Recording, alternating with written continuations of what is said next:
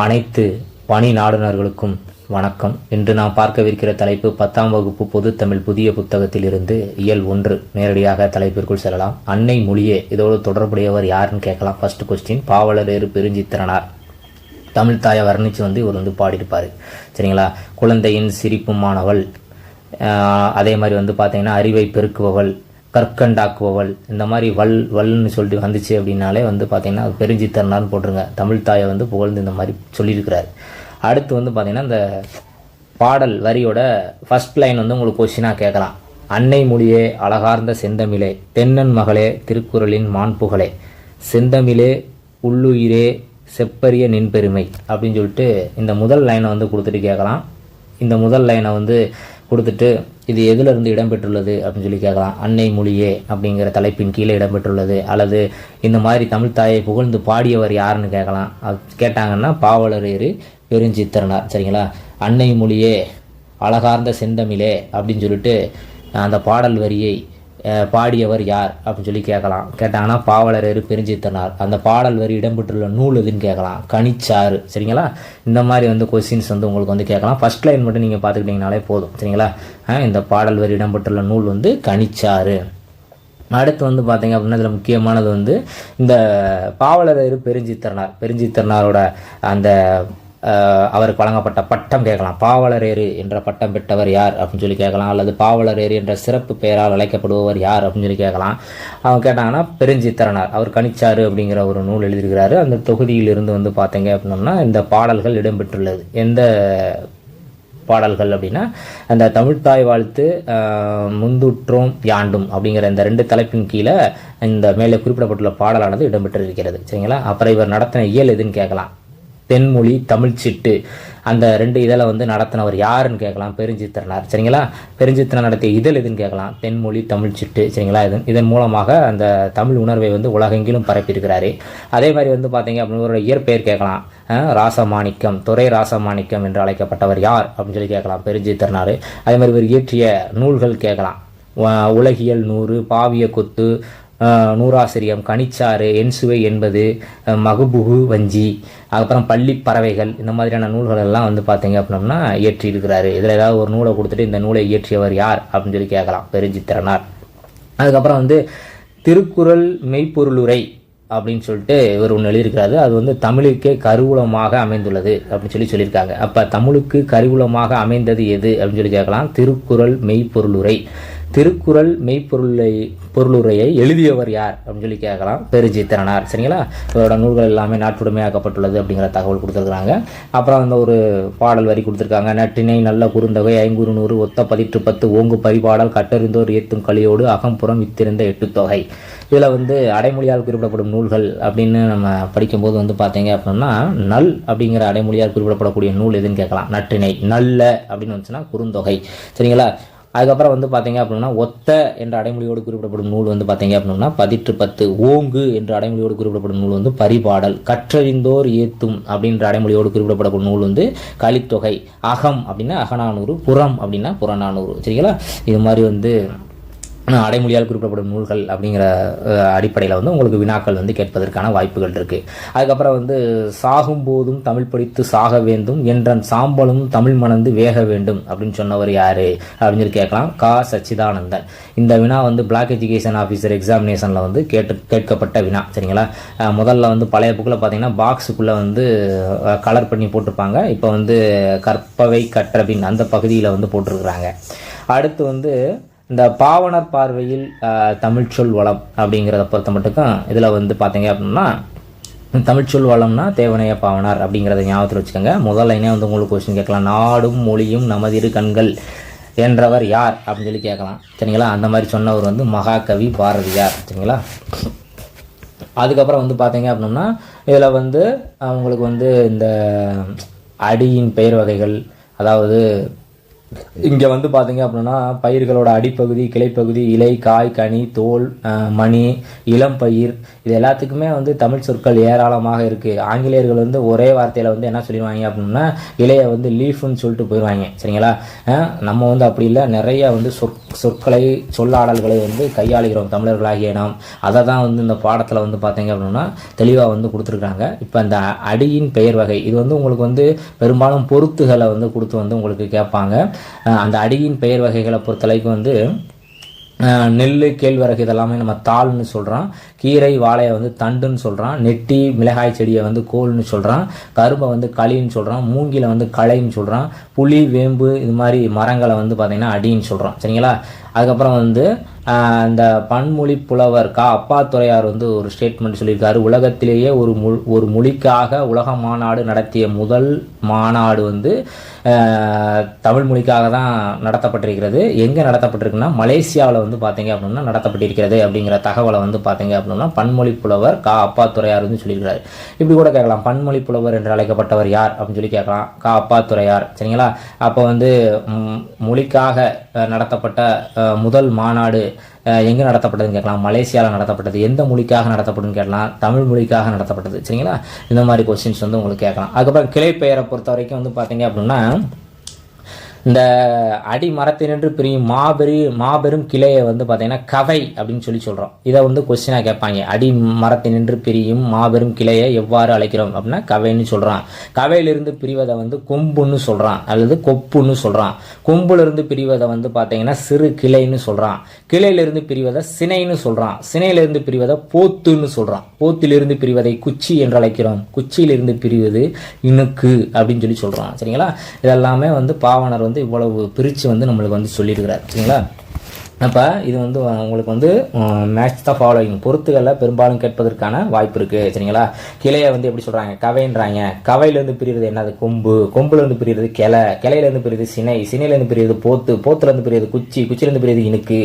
இந்த மாதிரி வந்து நீங்கள் பிரித்து படிச்சுக்கிறணும். அதுக்கப்புறம் வந்து இந்த இலைப்பெயரை பொறுத்தளவுக்கு வந்து பார்த்தீங்க அப்படின்னா இந்த புளி, வேம்பு இதெல்லாம் வந்து நம்ம இலைன்னு சொல்கிறோம். நெல், புல்லெல்லாம் வந்து தாள்னு சொல்கிறோம். சோளம், கரும்பெல்லாம் தோகைன்னு சொல்கிறோம். தென்னை, பனையெல்லாம் ஓலைன்னு சொல்கிறோம். சரிங்களா? அதுக்கப்புறம் வந்து பார்த்தீங்க அப்படின்னா இந்த காய்ந்த தாள் அதுலேருந்து வந்து பார்த்தீங்கன்னா அந்த தோகையை குறிப்பது, காய்ந்த தாள் தோகையை குறிப்பதுக்கு அதுக்கு பேர் வந்து சண்டுன்னு சொல்கிறாங்க. சரிங்களா? சண்டு. அதுக்கப்புறம் வந்து காய்ந்த இலையை குறிப்பதுக்கு பேர் வந்து சருகு அப்படின்னு சொல்லி சொல்கிறாங்க. காய்ந்த தாள் தோகையை குறிப்பதற்கு பேர் சண்டு. இதை கேட்பாங்க. காய்ந்த தாள் தோகையை குறிப்பதுக்கு என்ன பேர்? சண்டுன்னு பேர். காய்ந்த இலையை குறிப்பது வந்து சருகு அப்படின்னு சொல்லி சொல்கிறோம். சரிங்களா? அப்புறம் வந்து இந்த குலைப்பெயரை வந்து கேட்கலாம். குலைப்பெயரை பொறுத்த வரைக்கும் அவரை, துவரை இதெல்லாமே நம்ம வந்து பார்த்தீங்க அப்படின்னா கொத்து அப்படின்னு சொல்லி சொல்கிறோம். கொடிமுந்திரி, அப்புறம் வந்து இது திராட்சை இதெல்லாமே குலைன்னு சொல்கிறோம். அதாவது திராட்சை குலை, கொடிமுந்திரி குலை, அவரை கொத்து, துவரை கொத்து அப்படின்னு சொல்லி சொல்லுவோம். அடுத்து வந்து பார்த்தீங்கன்னா வாழை தாறு அப்படின்னு தான் சொல்லுவோம். கேழ்வரகை வந்து கதிர்னு சொல்கிறோம். கேழ்வரகு கதிர் அப்படின்னு சொல்லி சொல்லுவோம். ரைட்டா? இந்த மாதிரி வந்து உங்களுக்கு கொஸ்டின்ஸ் வந்து கேட்கலாம். அடுத்து வந்து அந்த பழத்தோலின் பெயர் வகைகள் அதை பொறுத்தளவுக்கு வந்து மிக மெல்லிய பழத்தோலோட வகை வந்து தொழின்னு சொல்கிறாங்க. மிக மெல்லிய பழத்தோலோட வகைக்கு பேர் வந்து பார்த்தீங்க அப்படின்னா தொழி அப்படின்னு சொல்லி சொல்கிறாங்க. அதே மாதிரி வந்து பார்த்தீங்க அப்படின்னா பழத்தோலோட மேற்பகுதி வந்து திண்ணமாக இருந்துச்சுன்னா அதுக்கு பேர் வந்து தோல். வன்மையாக இருந்தால் அதுக்கு பேர் ஓடு அப்படின்னு சொல்லி சொல்கிறாங்க. சரிங்களா? அதை ரொம்ப தெளிவாக பார்த்துக்கணும். மிக மெல்லிய பழத்தோலின் வகை வந்து பார்த்தீங்கன்னா தொழின்னு சொல்கிறாங்க. பழத்தோலின் மேற்பகுதி ரொம்ப திண்ணமாக இருந்துச்சுன்னா அதை தோல்னு சொல்கிறாங்க. வன்மையாக இருந்தால் அது ஓடுன்னு சொல்கிறாங்க.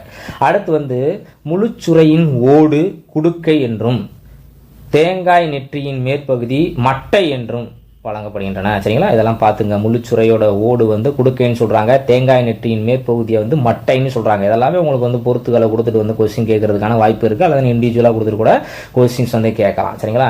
அடுத்து வந்து மணிப்பெயர் வகை அப்படிங்கிறத பொறுத்தவரைக்கும் தாவரங்களில் விளையும் தானியங்களை தான் நம்ம வந்து மணின்னு சொல்கிறோம். இதையே கொஸ்டினாக கேட்பாங்க. தாவரங்களில் விளையும் தானியங்களை டேஸ் என்று அழைக்கிறோம், மணின்னு சொல்கிறோம். சரிங்களா? இப்போ அந்த தானியங்கள் அதை குறிக்கக்கூடிய சொல் அப்படின்னு பார்க்கும்போது நெல், புல், கம்பு முதலிய தானியங்களை வந்து நம்ம எப்படி சொல்கிறோம்னா கூலம் அப்படின்னு சொல்லி சொல்கிறோம். அவரை, உளுந்தை வந்து பயிருன்னு சொல்கிறோம். வேர்க்கடலை, கொண்டக்கடலை வந்து கடலைன்னு சொல்கிறோம். கத்திரி, மிளகாயை வந்து விதைன்னு சொல்கிறோம். புளி, காஞ்சிரை அதாவது நச்சு மரம் அப்படின்னு சொல்லி சொல்கிறாங்க. அதை வந்து கால்னு சொல்கிறாங்க. அதுக்கப்புறம் வந்து பார்த்தீங்கன்னா வேம்பு, ஆமணக்கு இதை வந்து முத்துன்னு சொல்கிறாங்க. மா, பனை கொட்டைன்னு சொல்கிறாங்க.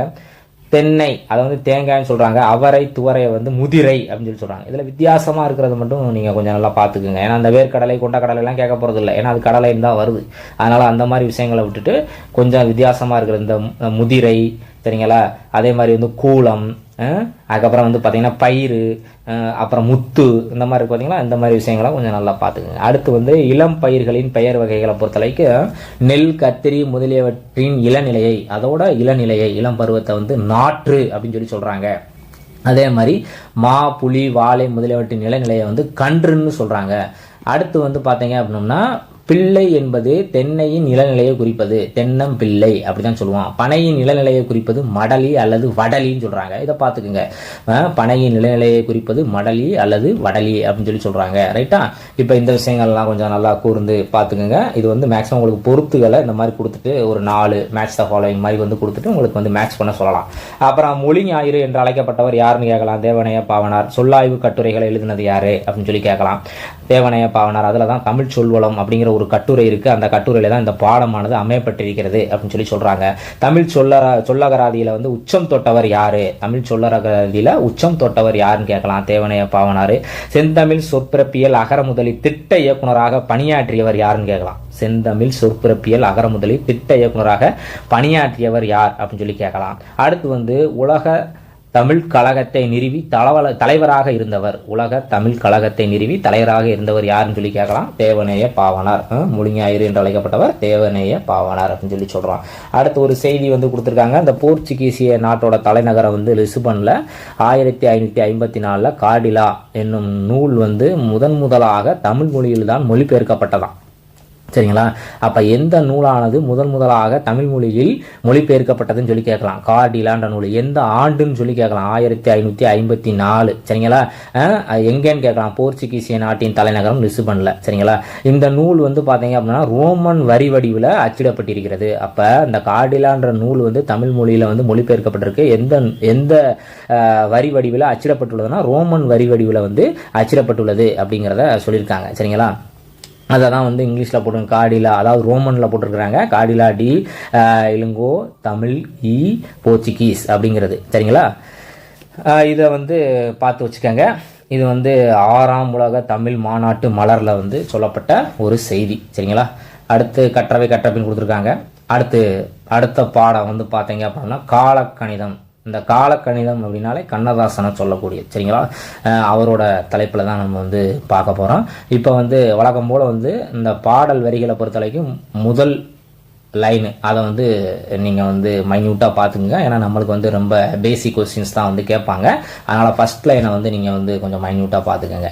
இப்போ கவிஞன் யானோர் காலக்கணிதன் அப்படின்னு சொல்லி யாரை சொல்கிறோம் அப்படின்னோம்னா கண்ணதாசனை சொல்கிறோம். கவிஞன் யானோர் காலக்கணிதன் அப்படின்றது கண்ணதாசனை குறிப்பிடக்கூடிய வரி. ரைட்டா? அவர் எழுதிய பாடல் வரி.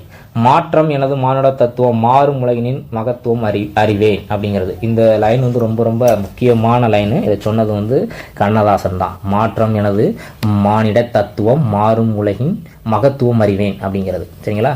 அதே மாதிரி லாஸ்ட் லைன் வந்து பார்த்துங்க. நானே தொடக்கம் நானே முடிவு. சரிங்களா? அதுதான் வந்து பார்த்தீங்க அப்படின்னா நாட்டின் சட்டம். ஆனால் நான் உரைப்பது தான் நாட்டின் சட்டம். நானே தொடக்கம் நானே முடிவு, நான் உரைப்பது தான் நாட்டின் சட்டம். அந்த மாதிரி வந்து சொன்னது யாருன்னா கண்ணதாசன். சரிங்களா? இந்த மாற்றம் எனது மானிட தத்துவம், மாறும் உலகின் மகத்துவம் அறிவேன் அப்படிங்கிறது ரொம்ப ரொம்ப ரொம்ப முக்கியமான லைனு. சொன்னவர் வந்து கண்ணதாசன். சரிங்களா? ரைட்டு. அடுத்து வந்து இந்த கடிதம் அப்படிங்கிற இந்த பாடப்பகுதி கண்ணதாசனோட கவிதைகளில் இடம்பெற்றுள்ளதாக சொல்லப்பட்டிருக்கிறது. கண்ணதாசனோட இயற்பெயர் கேட்கலாம். முத்தையா. அவர் எந்த ஊரை சார்ந்தவங்க கேட்கலாம். சிவகங்கை மாவட்டம் சிறுகுடல்பட்டியை சார்ந்தவர். அவரோட பெற்றோர் யாருன்னு கேட்கலாம். சாத்தப்பன் விசாலாட்சி. சரிங்களா? அதுக்கப்புறம் வந்து 1949 கலங்காதிரு மனமே அப்படிங்கிற பாடலை எழுதி இவர் வந்து திரைப்பட பாடலாசிரியராக உள்ளுக்குள்ள நுழைஞ்சிருக்கிறாரு. அதை கூட கேட்கலாம். கலங்காதிரு மனமே எந்த ஆண்டு வந்து பார்த்தீங்க அப்படின்னா இயற்றப்பட்டது 1949. அந்த பாடல் இயற்றப்பட்ட ஆண்டு 1949 திரைப்பட பாடல். சரிங்களா?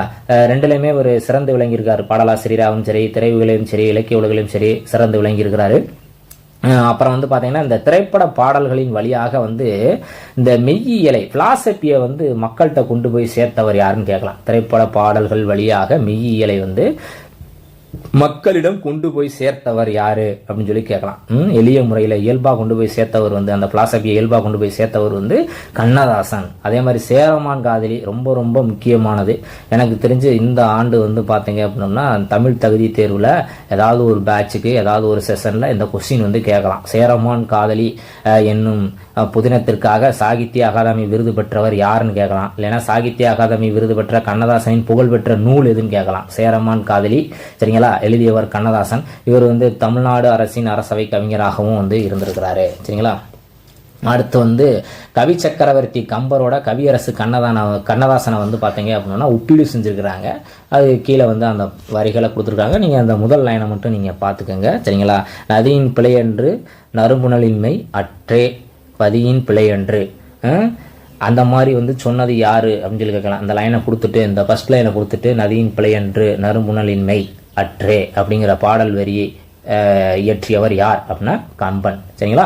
அதே மாதிரி இது வந்து சினிமா பாடல். நதி வெள்ளம் காய்ந்து விட்டால் நதி செய்த குற்றமில்லை விதி செய்த குற்றமன்றி வேறு யாரம்மா அப்படிங்கிறது வந்து கண்ணதாசனோட புகழ்பெற்ற ஒரு திரைப்பட பாடலோட வரி, சரிங்களா.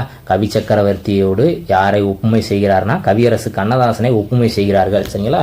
அதையும் பார்த்துங்க. இதை கூட கேட்பாங்க. கவி சக்கரவர்த்தியோடு யார் ஒப்புமை செய்யப்படுகிறது அப்படின்னா கவியரசு கண்ணதாசன் வந்து ஒப்புமை செய்யப்படுகிறார், ரைட்டா. இந்த விஷயங்களை பார்த்துக்குங்க. அடுத்து வந்து பார்த்தீங்கன்னா புயலிலே ஒரு தோணி பா சிங்காரம் இயற்றிய ஒரு புலம்பெயர் தமிழர்கள் சார்ந்த ஒரு புதினம். இது வந்து பார்த்தீங்க அப்படின்னா இந்த புதினத்தோட கதாநாயகனோட பேர் வந்து பார்த்தீங்க அப்படின்னா பாண்டியன் அப்படிங்கிறவன், ரைட்டா. இப்போ இதை பொறுத்த வரைக்கும் வந்து உங்களுக்கு வந்து அந்த முக்கியமானது வந்து பார்த்தீங்க அப்படின்னா அந்த சொல்லு அதுக்கு ஒரு மீனிங் வந்து கேட்பாங்க. சொற்பொருள் அதுதான் வந்து இதில் முக்கியமானது. தொங்கான் அப்படின்னா கப்பல் அப்படின்னு சொல்லி சொல்கிறோம். கப்பித்தான் அப்படின்னா தலைமை மாலுமி, அதாவது கேப்டன், கப்பலோட கேப்டன் சொல்லுவோம் பார்த்தீங்களா, அந்த அவங்கள குறிக்கக்கூடியது. அதுக்கப்புறம் வந்து பார்த்தீங்க அப்படின்னா சிப்பம் அப்படிங்கிறது வந்து கட்டு, பவ்வம்ன்றது வந்து கடல், பறவை அப்படிங்கிறது மீன், அதாவது பறக்கு மீன், அதாவது பறவை மீன் அப்படிங்கிறது பறக்கு மீன் சொல்கிறோம். அவுளியா மீன்னா கடற்பசுவை வந்து நம்ம சொல்கிறோம், ரைட்டா. இதெல்லாமே நீங்கள் பார்த்துங்க. இதுவும் வந்து உங்களுக்கு கேட்பதற்கு வாய்ப்பு இருக்குது. சிப்பம் என்பதன் பொருள் என்ன, பவ்வம் என்பதன் பொருள் என்ன அப்படின்னு சொல்லி கேட்கலாம். அவுளியா மீன் என்பது எந்த வகை மீனை குறிக்கிறது அப்படின்னு சொல்லி கேட்கலாம், சரிங்களா. இந்த மாதிரி வந்து உங்களுக்கு கொஸ்டின்ஸ் வந்து கேட்பதற்கு வாய்ப்பு இருக்கு. இந்த பிளவான் அப்படின்னா இந்தோனேசியாவில் இருக்கக்கூடிய ஒரு இடத்தை குறிக்கிறது, சரிங்களா. இப்போ இந்த புலம்பெயர்ந்த தமிழர்கள் பற்றிய முதல் புதினம் இது கேட்பாங்க உங்களுக்கு. புலம்பெயர்ந்த தமிழர்கள் பற்றிய முதல் புதினம் வந்து எது அப்படின்னு சொல்லி கேட்டாங்கன்னா புயலிலே ஒரு தோணி. அந்த புயலிலே ஒரு தோணியோட நூலாசிரியர் வந்து யாருன்னா பா சிங்காரம், சரிங்களா. இந்த தென்கிழக்காசிய போர் மூண்ட சமயத்தில் வந்து இந்த நூலை வந்து இவரோட கற்பனையோட சேர்த்து அங்கே நடந்த விஷயங்கள் எல்லாத்தையும் சேர்த்து வச்சு எழுதியிருப்பார், சரிங்களா. இதில் கடற்கூத்து அப்படின்னு ஒரு அத்தியாயம் இருக்குது. அந்த அத்தியாயத்தில் தான் அந்த பாடலானது இடம்பெற்றிருக்கிறதுன்னு சொல்கிறாங்க. இந்த பா சிங்காரம் வந்து எங்கே பிறந்தார் அப்படின்னு சொல்லி பார்த்தோம்னா சிங்கம்புணரியை சார்ந்தவர், சரிங்களா. சிவகங்கை மாவட்டம் சிங்கம்புணரியை சார்ந்தவர் தான் இந்த சிங்காரன்றவர். இவர் வந்து தினதந்தி நாளிதழில் வந்து பணியாற்றிய ஒரு பெருமைக்குரியவர். அதுக்கப்புறம் வந்து இவரோட இறுதி காலத்தில் இவர் கையில் சேமிப்பாக வச்சிருந்த 7.5 லட்சம் ரூபாயை மாணவர்களோட கல்வி வளர்ச்சிக்காக அவர் வழங்கியிருக்கிறார், சரிங்களா. ரொம்ப ரொம்ப முக்கியமான செய்தி. அடுத்து வந்து பார்த்தீங்க அப்படின்னா இந்த சிலப்பதிகாரத்தில் காடுகான் கதை அப்படிங்கிற அந்த இதில் காடுகான் காதையில் வந்து ஒரு பாடல் வரியானது இடம்பெற்றுள்ளது, சரிங்களா. வாழையும் கமுகும் தாழ்குலை தெங்கும் மாவும் பலாவும் சூழெடுத்து ஓங்கிய தென்னவன் சிறுமலை திகழ்ந்து தோன்றும் அப்படின்னு ஒரு பாடல் வரியானது இடம்பெற்றுள்ளது. இது சிறுமலை அப்படிங்கிறது எந்த மாவட்டத்தில் இருக்குது அப்படின்னா திண்டுக்கல் மாவட்டத்தில் இருக்குது, சரிங்களா. இதை கொடுப்பாங்க. இந்த பாடல் வரியை கொடுத்துட்டு இந்த பாடல் வரி இடம்பெற்றுள்ள நூல் எதுன்னு கேட்கலாம். கேட்டாங்கன்னா சிலப்பதிகாரம். எந்த காதையில் இடம்பெற்றுள்ளதுன்னு கேட்டால் காடுகான் காதையில் இடம்பெற்றுள்ளது, சரிங்களா. சிலப்பதிகாரத்தில் குறிப்பிடப்பட்டுள்ள சிறுமலையானது எந்த மாவட்டத்தில் அமைந்துள்ளது அப்படின்னு கேட்டாங்கன்னா திண்டுக்கல் மாவட்டத்தில் அமைந்துள்ளது அப்படின்னு சொல்லிட்டு நீங்க பார்த்துக்கோங்க, ரைட்டா. அடுத்து வந்து சொல் அப்படிங்கிறது இது இலக்கண பகுதி. இது வந்து தொடர்ச்சியாக அடுத்த வகுப்புல நம்ம சந்திப்போம். இணைந்திருங்கள். நன்றி.